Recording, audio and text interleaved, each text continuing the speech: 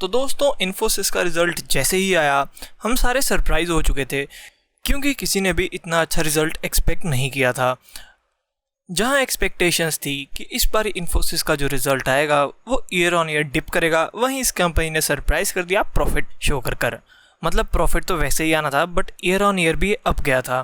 तो अब बात करते हैं CLSA की, जहां पर इन्होंने कहा है कि इन्फोसिस को मेंटेन करते हैं अभी भी बाय और इसका टारगेट प्राइस रखते हैं ₹1000।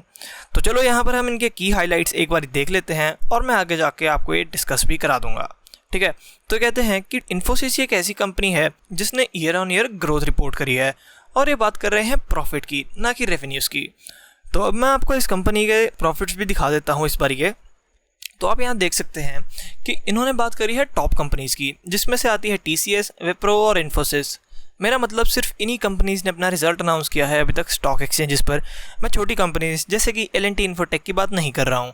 ठीक है, तो यहाँ पर आप देख सकते हैं कि TCS ने रिपोर्ट किया -13% ड्रॉप, विप्रो ने ईयर ऑन ईयर दिखाया 2% की ग्रोथ, और वहीं इन्फोसिस ने ग्रोथ दिखाई 12% की।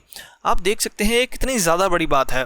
जहाँ एक्सपेक्टेशंस थी ड्रॉप की, वहीं 12% प्रॉफिट एक काफ़ी अच्छी बात होती है। ठीक है, तो चलो अब इसका सेकंड पॉइंट और थर्ड पॉइंट को हम एक साथ देखेंगे, जहाँ पर इन्होंने लिखा हुआ है कि अपना फिस्कल ईयर 21 और 22 का EPS एस्टीमेट इंक्रीज़ करे हैं 9%, और इसका जो वैल्यूएशंस है यानी कि जो इन्होंने PER लिखा हुआ है ये होता है प्राइस टू अर्निंग रेशियो। ठीक है, तो जो TCS और इन्फोसिस का PE रेशियो में डिफरेंस है ना, ये सेम हो जाएगा क्योंकि मैनेजमेंट की गाइडेंस की वजह से।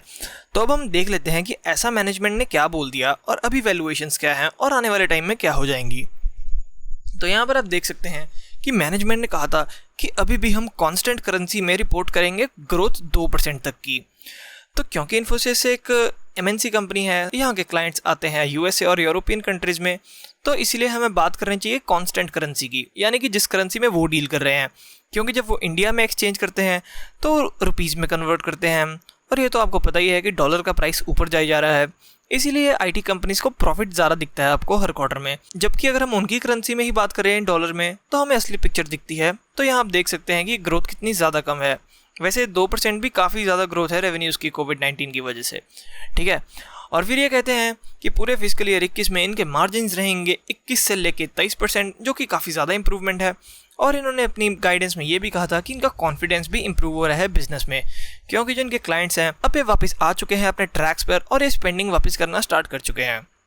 तो वहीं इन्फोसिस का EPS रहा 39 रफली, और इन्फोसिस और TCS का PE तो मैं आपको दिखा देता हूँ। आप देख सकते हैं कि वैल्यूएशंस में कितना ज़्यादा गैप है। तो जितना ज़्यादा ये PE होगा ना, उतना ही ज़्यादा इस शेयर का टारगेट होगा। तो मैंने एज्यूम किया कि अगर इसका PE रेशियो भी 27 हो जाता है और मैं इसको EPS के थ्रू कैलकुलेट करूं, तो इसका नया टारगेट प्राइस आता है 1050। बट ये वैल्यूएशन इतनी जल्दी इंप्रूव नहीं होती हैं, तो ये आपको टाइम लग सकता है, और मेरे ख्याल से आपको 2021 तक ही कुछ वैल्यूएशंस में इंप्रूवमेंट दिखेंगी। तो दोस्तों ये थी CLSA की रिसर्च रिपोर्ट। अगर आपको ये वीडियो अच्छी लगे तो प्लीज़ इसे लाइक करना और मुझे सब्सक्राइब भी ज़रूर कर लेना। Thank you.